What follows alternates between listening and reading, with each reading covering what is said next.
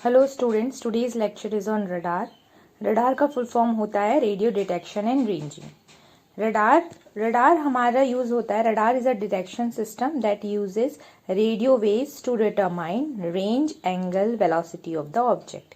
किसी भी moving object का पता लगाने के लिए हम रडार सिस्टम का यूज करते हैं। यहाँ पे मूविंग ऑब्जेक्ट एक एयरक्राफ्ट है। इसका हम लोग को पता लगाना है। हम क्या क्या पता लगा सकते हैं? हम इसका पता लगा सकते हैं रेंज का, एंगल का और वेलोसिटी का।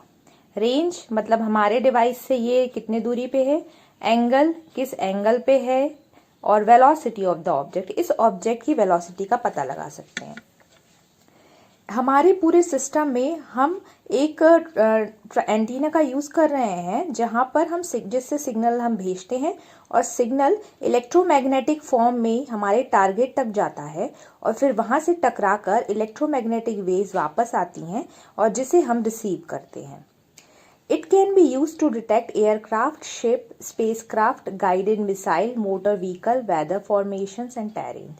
डिफरेंट टाइप्स ऑफ ऑब्जेक्ट्स को ये डिटेक्ट करता है और हम यहाँ पर ऑब्जेक्ट को डिटेक्ट करने के लिए एक signal power in the electromagnetic form को भेजते हैं।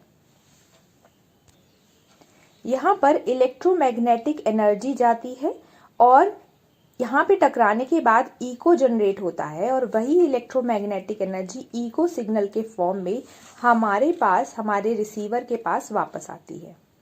यहाँ पर हमें बहुत ज़्यादा हाई पावर सिग्नल बनाने के लिए मैग्नेट्रॉन का यूज़ करते हैं। मोस्टली मैग्नेट्रॉन का यूज़ करते हैं हाई पावर सिग्नल बनाने के लिए। और फिर ये जो है ड्यूप्लेक्सर की मदद से आपका सिग्नल टारगेट तक पहुँचता है, फिर टारगेट में टकराकर वापस आता है और फिर ड्यूप्लेक्सर की मदद से रिसीवर तक पहुँचता है। रिसीवर में एक सर्किटरी के बाद हम इसे डिस्प्ले करते हैं और यहाँ पे आप देख रहे हैं कि ये पूरे डिस्प्ले में आपको एक बीप बीप लाइट जाती हुई दिखेगी, जो शो करती है कि हमारा टारगेट मूव कर रहा है।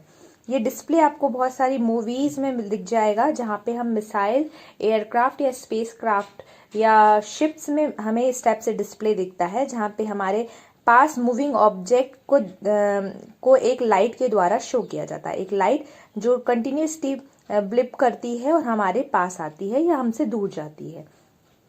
यहाँ पर कुछ फैक्टर्स होते हैं। जब भी हमारा इलेक्ट्रोमैग्नेटिक वेव किसी टारगेट से टकराता है तो यहाँ पर एक बाउंड्री कंडीशन जनरेट होती है। इनपुट सिग्नल जो है कुछ भाग में एब्जॉर्ब हो जाता है और आगे कुछ भाग रिफ्लेक्ट हो जाता है।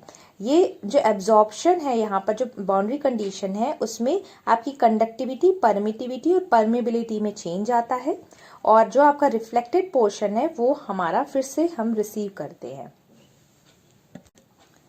जैसे यहाँ पर आपको दिख रहा है ट्रांसमिटेड सिग्नल टारगेट तक जा रहा है और इको सिग्नल वापस आ रहा है। यहाँ पर ये एंटीना जो है आपका ट्रांसमीटर और रिसीवर से कनेक्ट है और हमारा जो हम जो फाइंड करते हैं वो टारगेट की रेंज फाइंड करते हैं कि हमारे सिस्टम से हमारा टारगेट की दूरी क्या है। हमारे रडार सिस्टम की कुछ एडवांटेजेस हैं। पहला एडवांटेज है radar can able to see in darkness, fog, haze, rain and snow. हमारा जो रडार है वो डार्कनेस में भी देख सकता है, फॉग में, हेज में, रेन में भी देख सकता है। मीन्स कि जो हमारा इलेक्ट्रोमैग्नेटिक सिग्नल है वो इन एटमॉस्फेरिक कंडीशंस में भी हमारा टारगेट का पता लगा सकता है। फिर नेक्स्ट है the radar can able to determine range and angle. जैसे मैंने कहा किसी भी ऑब्जेक्ट की लोकेशन के लिए हमें उसकी दूरी मतलब रेंज और उसका एंगल यानी कितने डिग्री पर है वो हमारे सिस्टम से ये पता लगा सकता है हमारा रडार। तो हमें लोकेशन ऑफ टारगेट एक्यूरेटली पता लग जाएगी। हम रडार की कुछ लिमिटेशंस भी हैं। लिमिटेशंस पहली, it can not recognise the colour of the target. तो हमारा जो टारगेट है उसका कलर हमारा रडार नहीं बता सकता है। उसकी दूरी बता सकता है, जैसे हम रेंज कहते हैं, उसका एंगल बता सकता है और उसकी वेलोसिटी बता सकता है, बट वो कलर नहीं बता सकता कि टारगेट का क्या कलर है। और it can not resolve in details like human आई। जैसे हमारी ह्यूमन आई एक पिक्चराइजेशन के फॉर्म में उस टारगेट का पता लगाती है, उस टाइप से उस टाइप से ये नहीं पता लगा सकता। आपको एक लाइट शो होगी या बिप के फॉर्म में या कोई कर्व के फॉर्म में हम देख पाएंगे हमारे टारगेट को, बट उसे एज अ ह्यूमन आई की तरह नहीं देख